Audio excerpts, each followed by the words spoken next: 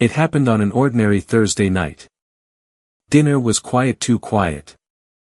My daughter-in-law, Vanessa, looked up from her plate, her voice calm but sharp enough to slice through the silence. "You've lived here long enough, Harold. It's time you found somewhere else to stay." My fork stopped halfway to my mouth. Ethan, my son, stared at his food, pretending not to hear. For a moment, I thought I'd misheard her, but the chill in her eyes told me I hadn't. I didn't argue. I didn't plead. I simply nodded, folded my napkin, and finished my meal in silence. That night, I packed one small suitcase. By sunrise, I was sitting in a real estate office across town, signing papers for a house directly across the street from theirs. A larger yard. A clearer view. And when Vanessa opened her curtains the next morning, she saw me smiling, waving from my new window. The game had begun. I remember that dinner like a bad photograph, too sharp in the wrong places, too quiet where there should have been laughter. The air in the dining room felt staged, as if everyone had rehearsed this silence before I even walked in. Vanessa sat at the head of the table, her posture perfect, her lips pressed into that polite smile she used whenever she wanted to look respectful. Across from her, my son Ethan focused on cutting his steak into pieces too small to eat. He didn't look up. He didn't have to. I already knew something was coming. I'd been living with them for nearly 3 years. After my wife, Helen, passed away, the house we'd shared for 40 years felt too big, too quiet. Ethan had insisted I move in just until things settled. And so, I did. I paid for the kitchen remodel, covered part of the mortgage when work slowed for him, and even slipped Vanessa a few thousand when her car needed repairs. Family helps family, that's what I told myself. That night, the smell of roast chicken filled the room, but no one said a word. The clock ticked. The silence dragged.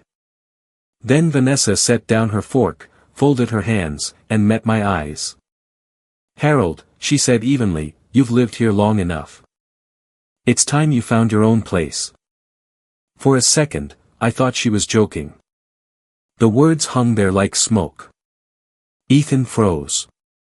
His hand tightened around his knife, but he didn't say anything.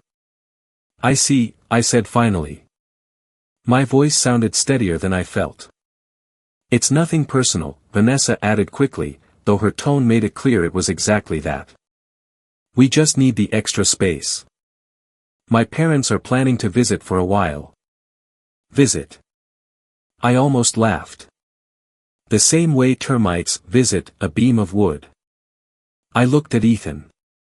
My son, me only child. He didn't meet my eyes. "Vanessa thinks it's for the best," he murmured. "Do you?"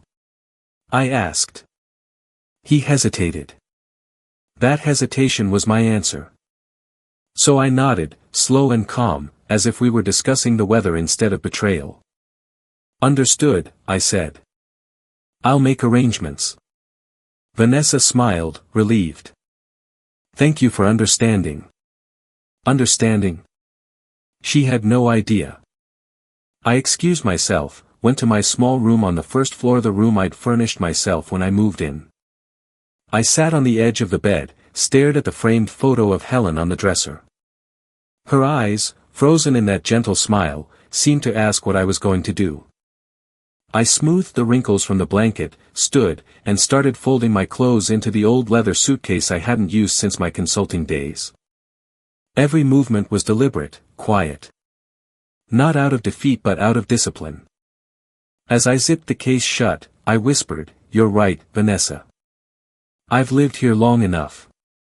What I didn't say was that I wouldn't be going far.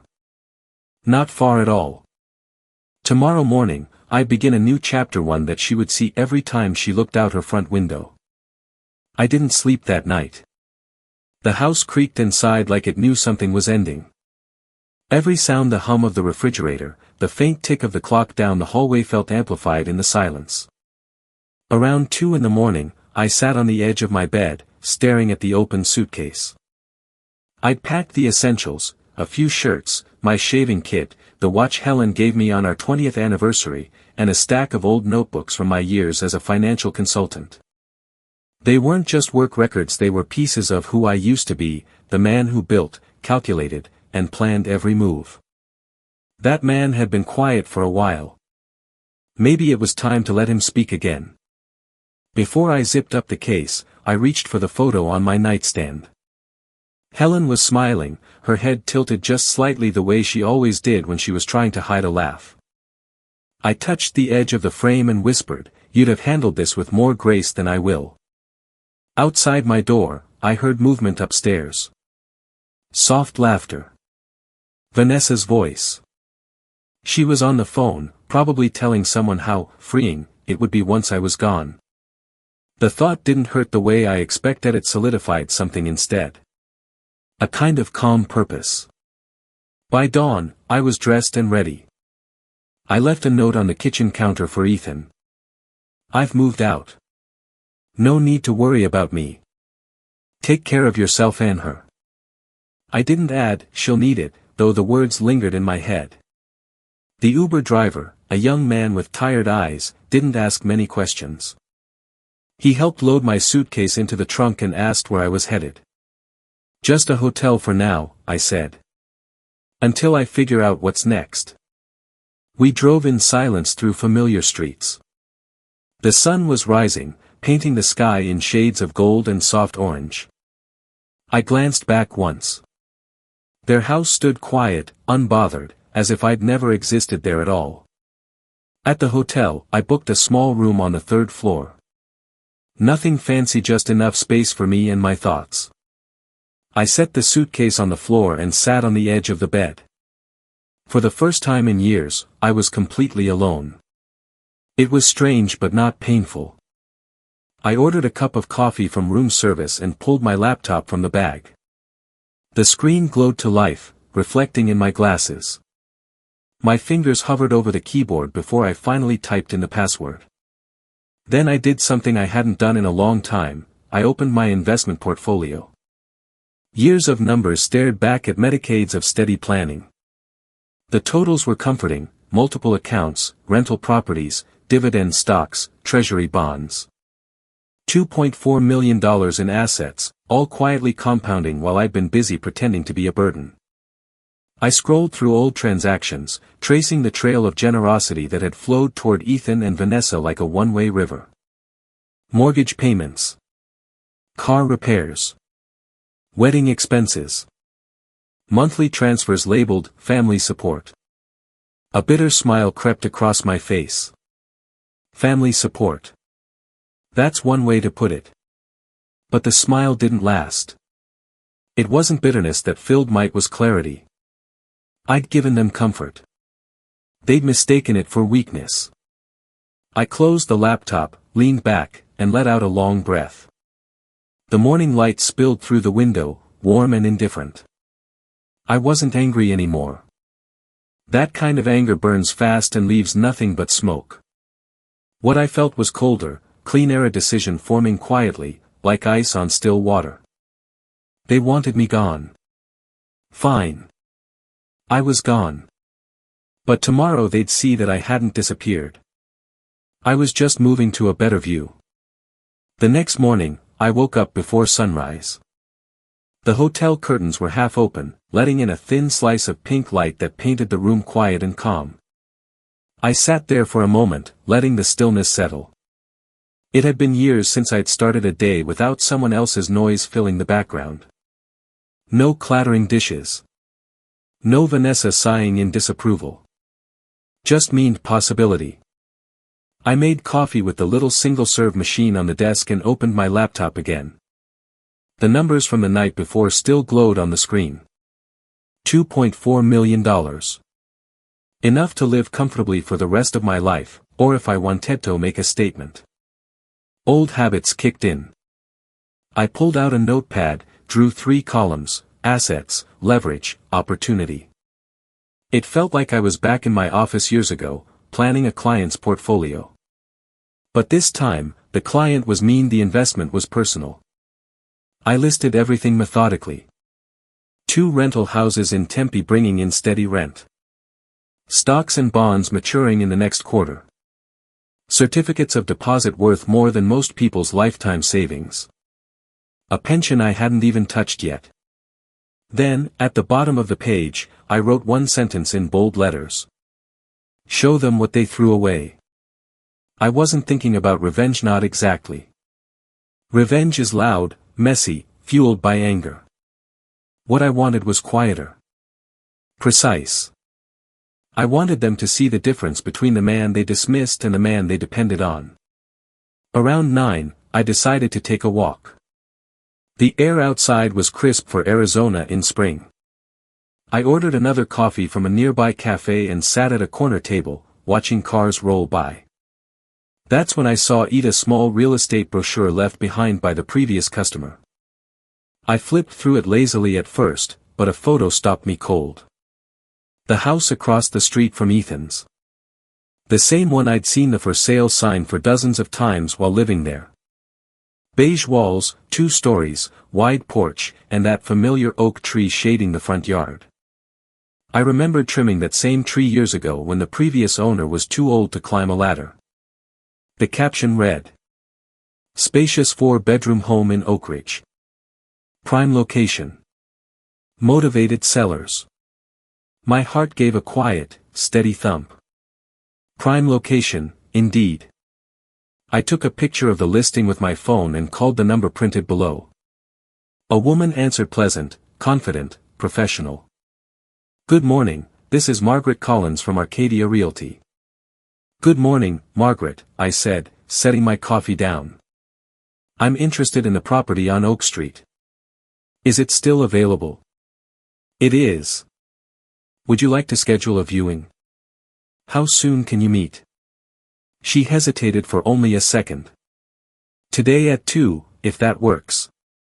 "Perfect." When I hung up, I couldn't help but smile. Not out of excitement, but out of certainty. Everything had aligned faster than I expected. Back in the hotel room, I straightened the bedspread, cleaned my coffee mug, and looked at my reflection in the mirror. A 67-year-old man stared back, not broken, not bitter. Focused. "You took my room," I murmured to the empty air, "so I'll take the view." At 1:30, I grabbed my keys, adjusted my tie, and left for Oak Street. The road felt the same, but I didn't. By sunset, they would know that I hadn't disappeared. I had simply moved to a better position, one right across the street. At exactly 2 p.m., I parked in front of the beige 2-story house on Oak Street. The neighborhood was painfully familiar, the same cracked sidewalks, the same desert bloom shrubs lining the driveways, the same sense of stillness that once felt comforting but now felt like the calm before a storm. A silver sedan pulled up behind me. A woman in her early 50s stepped out, poised, confident, clipboard in hand. "Mr. Bennett?" she asked with a warm smile. "Margaret Collins, Arcadia Realty. Thank you for coming on such short notice." "Of course," I replied, shaking her hand. "I don't like to waste time." She unlocked the front door and gestured for me to go in first. The moment I stepped inside, the smell of fresh paint and emptiness greeted me, a house waiting for a story. Hardwood floors stretched across the entryway, sunlight pouring through wide front windows. The place wasn't grand, but it had character. Solid bones. And most importantly, the perfect view. Margaret began her practice tour, the living room, kitchen, dining space, and a small study with built-in shelves. I followed politely, but my mind was already working ahead. From the corner of the living room, a large window faced directly toward Ethan's house. I could see the edge of their front porch, the same porch where I'd once fixed a broken light for them. The irony wasn't lost on me. We climbed the stairs. Margaret spoke about square footage and renovation potential, her voice fading as I stepped into the front room. A wide panoramic window took up most of the wall, flooding the space with warm afternoon light. From here, I had a clear, uninterrupted view of my old home. Their cars in the driveway. The kitchen window where Vanessa loved to stand in judgment. I stood at that window for a long moment. "This one," I said quietly. Margaret turned. I'm sorry. This will be my office, I explained. That window perfect light. She smiled, pleased. It's a lovely view. Yes, I said, my lips curving just slightly. It really is. We finished the tour downstairs in the kitchen, where the tile was outdated but clean. Margaret handed me the listing sheet. The sellers are relocating for work. Asking price is $685,000, but they're motivated. I'll offer $650, I said without hesitation. She blinked, clearly surprised. $650, cash. Cash, I confirmed. 10-day close, no contingencies. Her professional composure cracked into a grin. I'll have the paperwork ready within the hour. When I signed the documents later that afternoon, my hand didn't tremble. Years of steady planning made this easy. By the time the ink dried, the house was as good as mine. Over the next week, I hired a renovation crew. Carlos, the foreman, ran a tight ship. You want it done in 5 days? He asked, eyebrows raised. Premium pay for premium speed, I replied. They worked like machines. Fresh paint in every room, the floors sanded and polished to a honey-brown shine. In the upstairs office, I had them paint the walls charcoal gray and refinish the shelves in deep oak. The desk I ordered was classic solid wood, broad surface, facing directly toward the panoramic window. On the morning of completion, I walked through the finished space.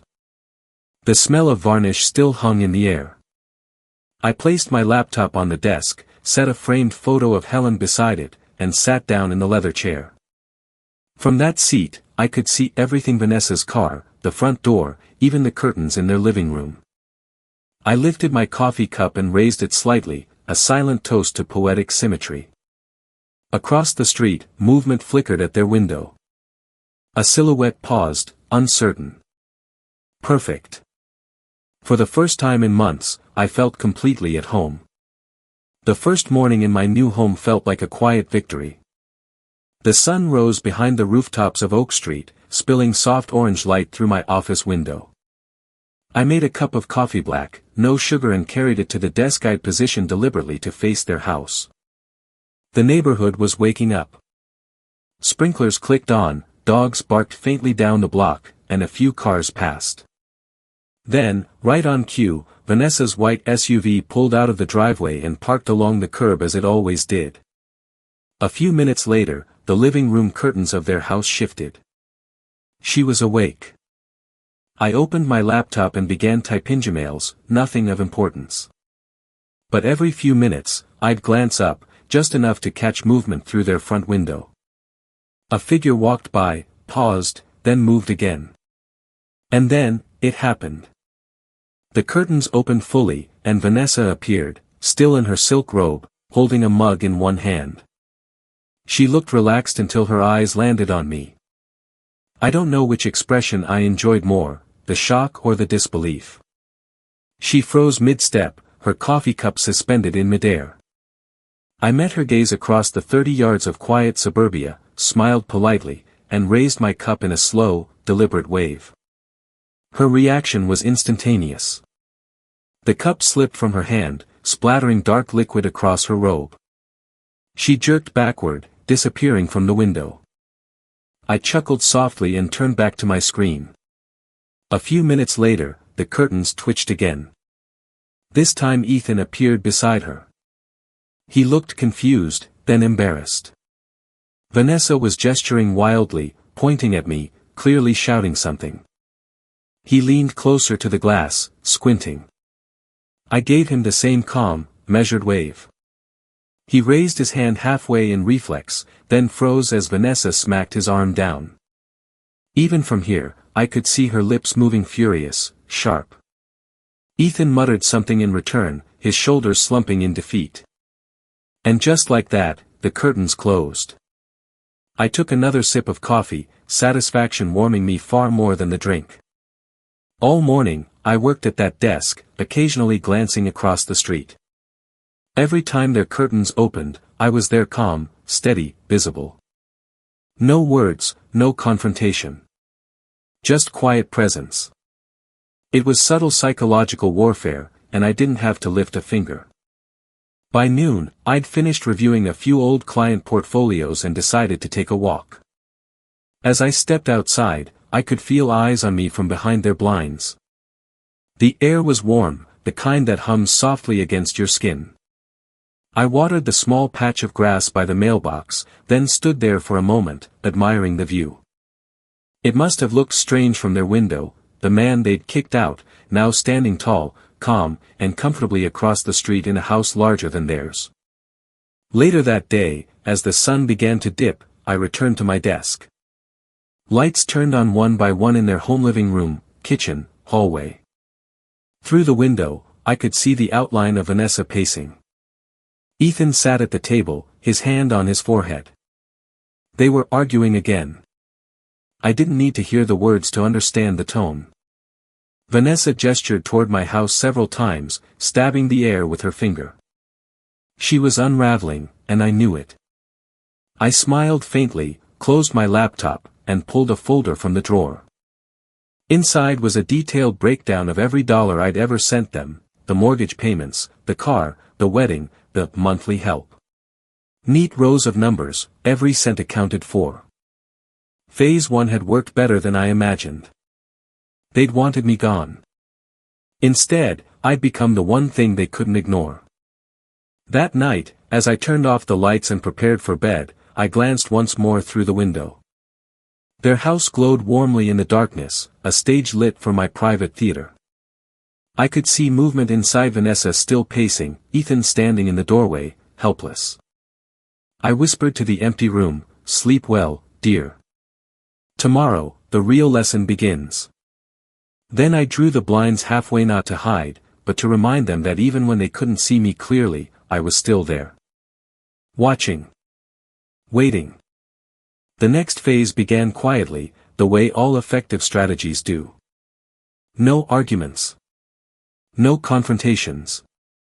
Just numbers, cold, clean, and absolute. That Monday morning, I sat at my desk with a cup of coffee and logged into my bank account. My cursor hovered over a familiar transaction, $1000 automatically transferred every month to Ethan's account for household help. I'd never missed a single one in 3 years. They probably thought it was endless. A steady drip of money, invisible but essential like oxygen they never had to earn. I smiled faintly and clicked cancel. A small pop-up appeared. "Are you sure you want to delete this scheduled transfer?" Yes. I was sure. The screen refreshed. The line vanished. It was done.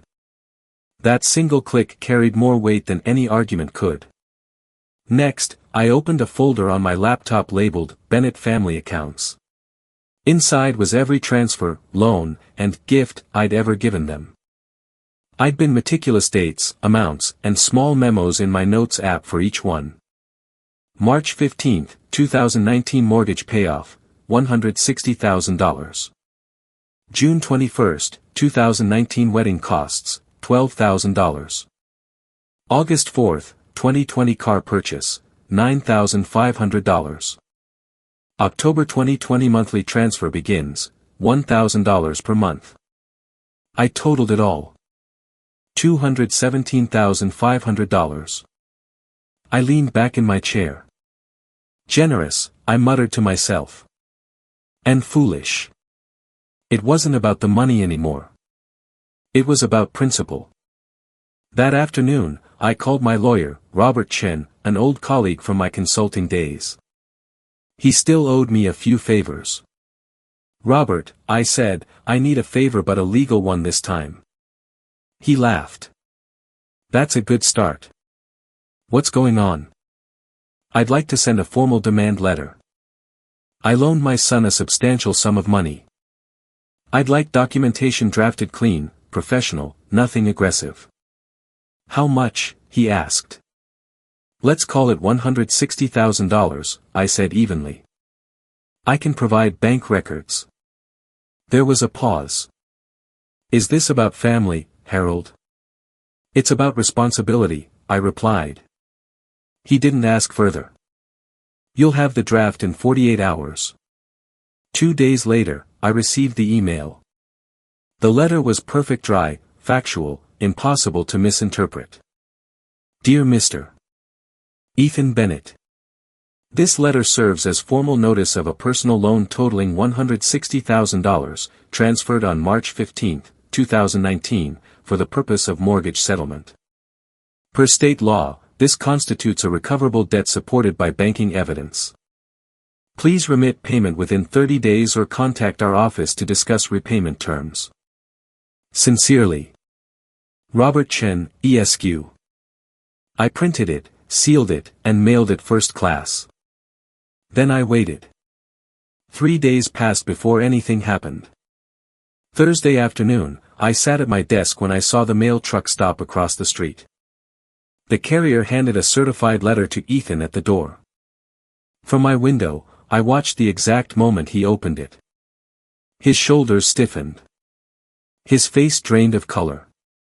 He read it once, twice, then called for Vanessa. She appeared seconds later, wiping her hands on a towel. He handed her the paper. I didn't need to hear her voice to know she was shouting. Her hands flew up in disbelief, her mouth twisting into fury. Ethan tried to calm her, but she pushed him away. Across the street, through 2 panes of glass, I could see it all unfold like a silent play. She stormed from the doorway, pacing circles in the living room. Ethan followed, letter still in hand. Finally, he slammed it on the table and sank into a chair. The curtain snapped shut. I smiled, leaning back in my chair. Phase 2 was in motion. By evening, my phone buzzed. Ethan's name appeared. I let it ring. He called again. I ignored it. Then came the text. Dad, what is this letter? Are you serious? Please call me. I didn't reply. The next morning, another message arrived. Vanessa is furious. We can't deal with this right now. Can we talk? Still, I said nothing. Silence was louder than any answer. Days passed.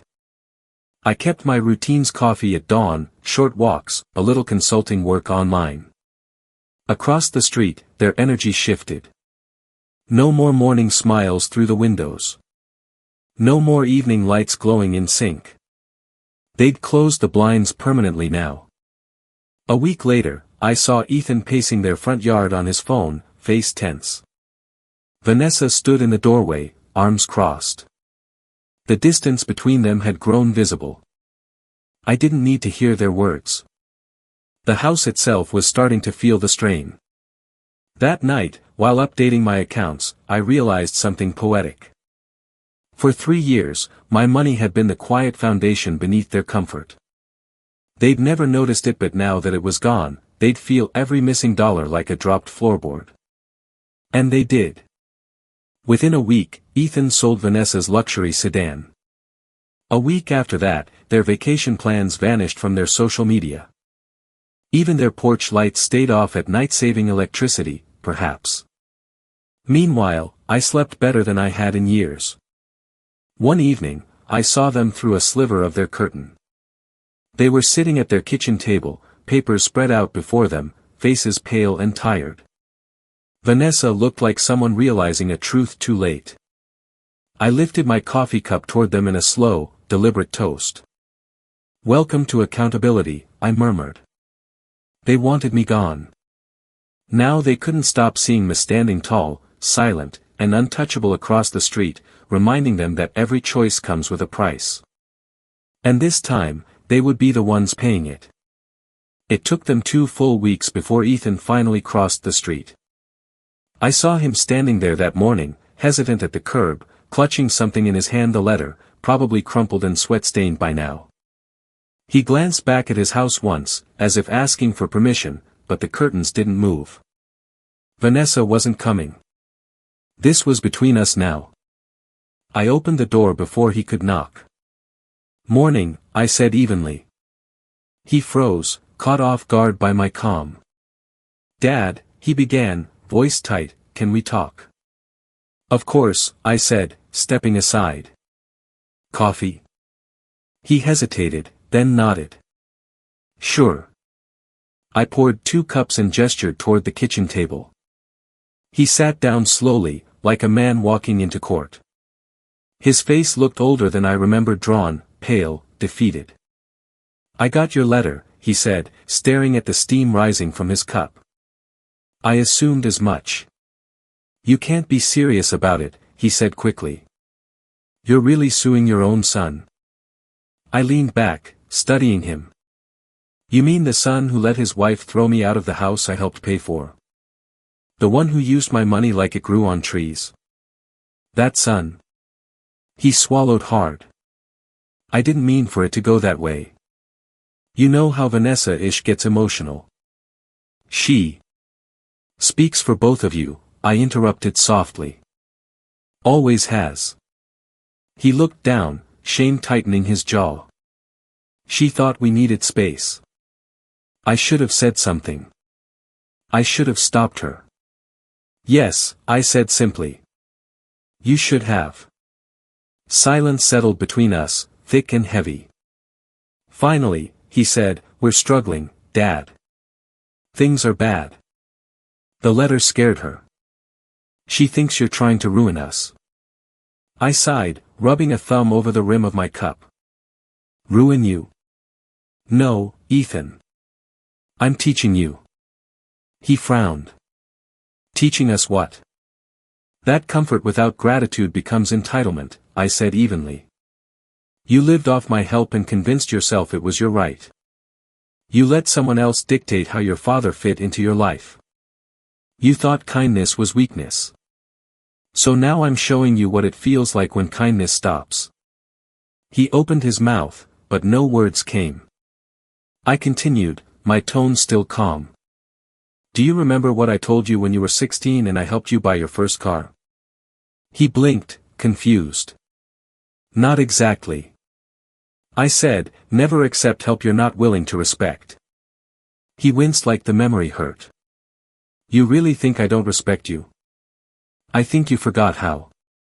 He sat back, covering his face with both hands.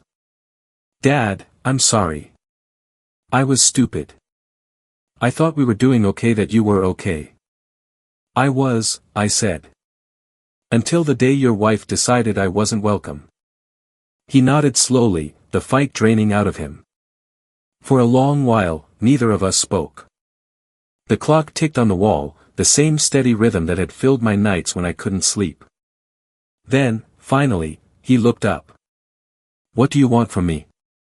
It wasn't a challenge, it was surrender. "Responsibility," I said. "And respect."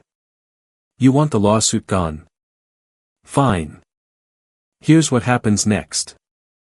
He listened, eyes fixed on me. "First, I dropped the claim. But from now on, there are no handouts. No monthly transfers, no hidden rescues. You and Vanessa stand on your own." He nodded slowly. "Fair." "Second," I continued, "Vanessa comes here herself. Not a text, not a call. In person. She looks me in the eye and apologizes. Not because I need it, but because she does." Ethan flinched. "She'll never." "Then she'll learn," I interrupted. "You both will. I'm not the villain here, Ethan. I'm the man who taught you what stability looks like, and I'm tired of watching you throw it away." He sat there, shoulders heavy, staring at his untouched coffee. After a while, he whispered, "I'll talk to her." "Good," I said. "Take your time. But understand something, this isn't revenge. I don't want your money. I just want you to remember who you are and where you came from." He nodded again, silent. I could tell he wanted to say more, but pride held his tongue. Eventually, he stood, sliding the chair back carefully. "I'll tell her to come," he said quietly. I smiled faintly. "I'll be here." When he walked out, I followed him to the door. He crossed the street slowly, shoulders slumped, like he was carrying more than his age on his back. Through my window, I watched him disappear inside. The blinds didn't move, but I knew the storm was about to break in that house. That night, the lights stayed on late over there. Voices rose and fell, shadows pacing past the windows. At one point, Ethan stepped outside, head tilted back toward the stars. He looked utterly lost. I almost felt pity for him, but only almost. Because behind that pity was something else, relief. He was finally seeing what I'd seen for years. He was finally learning. And by morning, I knew Vanessa would come. Whether out of pride, fear, or guilt, it didn't matter. She'd come. And when she did, she'd find me waiting, calm as ever, with coffee for two and the truth she'd spent years avoiding. It was a warm Sunday morning when it finally happened. I was in my office, polishing the edge of my oak desk, a ritual that had become oddly meditative, when I saw movement through the window. Ethan and Vanessa were crossing the street together. He walked a step ahead of her, steady, composed. She followed, rigid, every line of her body screaming resistance. Even from a distance, I could see the tension etched into her jaw. I stood and waited by the door. When the bell rang, I opened it without hesitation. "Morning," I said evenly. Vanessa's eyes darted past me, scanning the house. She seemed surprised by the order of its clean walls, the soft lighting, the polished bookshelves. It wasn't what she expected from the man she'd thrown out. "Come in," I said. They stepped inside. Ethan looked exhausted, but determined. Vanessa's arms were crossed, her voice tight. "Let's get this over with," she muttered. "Take your time," I replied calmly. "There's coffee on the table." She ignored it. Ethan gave her a nudge, a quiet whisper I couldn't hear. Her lips pressed together, and for a long, uncomfortable silence, the room was still. Finally, she looked up at me and said, "I'm sorry for how I treated you." Her voice was clipped, mechanical, but the words existed. For someone like Vanessa, that alone was monumental. I studied her for a moment, this woman who had spent years turning my home into her territory, who'd watched me pack my things like a tenant being evicted. And yet here she was, standing in my house, forced to acknowledge her mistake. "I accept your apology," I said simply. Her eyebrows lifted slightly. She hadn't expected forgiveness to come so easily. Maybe she thought I'd gloat, or deliver a lecture. But I didn't need to. She already knew. "Please," I gestured toward the sofa. "Sit." They did. I sat opposite, the coffee table between USA literal line dividing the past from what came next. "I've already called my attorney," I said. "The lawsuit will be dropped by tomorrow morning." Ethan's shoulders sagged in relief. "Thank you, Dad." Vanessa said nothing, but I could see her grip on the cup tightening. "But there's something you both need to understand," I continued, my tone steady, not cruel. "I will not provide financial help again. Not a cent. No more transfers. No more loans. You build your life with what you earn. Do we understand each other?" Ethan nodded immediately. "Yes. We get it." Vanessa opened her mouth, likely to argue, but Ethan reached over and placed his hand over hers, a quiet warning. Her lips pressed shut. After a long pause, she said softly, "We'll manage." "I'm sure you will," I replied. "Because now you'll finally know what it feels like to build something yourselves, instead of standing on someone else's foundation." The silence that followed wasn't awkward. It was heavy, but clean, like air after a storm. I stood, signaling the end of our meeting. "You're free to go. But I expect you to visit when you can, when it's genuine, not obligatory." Ethan rose first, extending his hand. "Thank you for not giving up on us." "I never did," I said, shaking his hand firmly. "I just stopped letting you take me for granted." They walked to the door. At the threshold, Vanessa turned slightly, her face softer than I'd ever seen it. "You really bought this house just to prove a point, didn't you?" I smiled faintly. "No, Vanessa.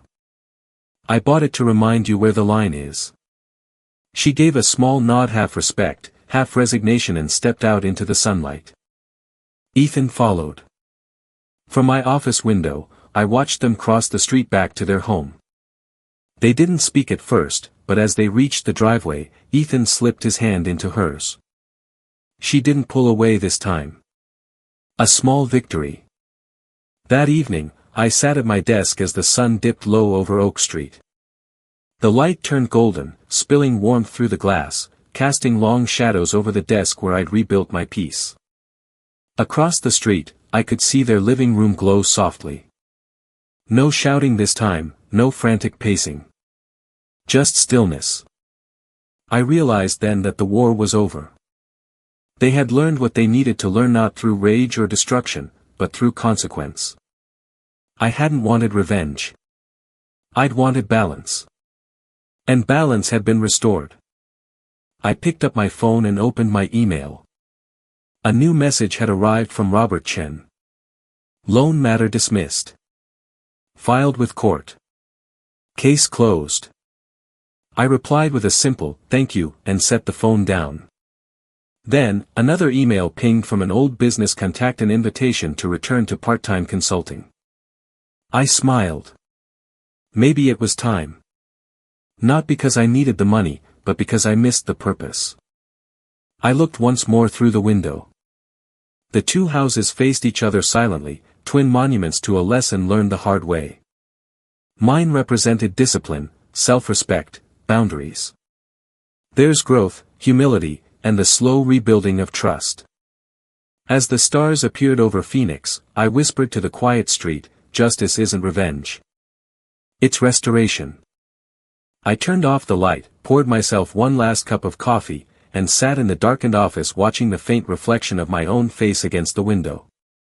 A man who had lost everything once: his wife, his peace, his home, and rebuilt all of it not through anger, but through resolve. I wasn't the same man who had been told to pack his things.